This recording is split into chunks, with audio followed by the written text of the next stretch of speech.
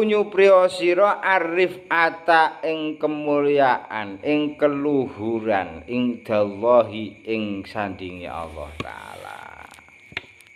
Dene awake dhewe iku kepengin mulya ya kudu awake dhewe iki golek piye carane mulya ana ing ngarsane Allah taala.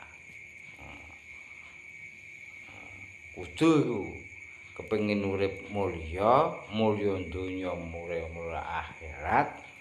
Ya piye carane aku iki dadi kawula sing mulya menggahipun Allah taala.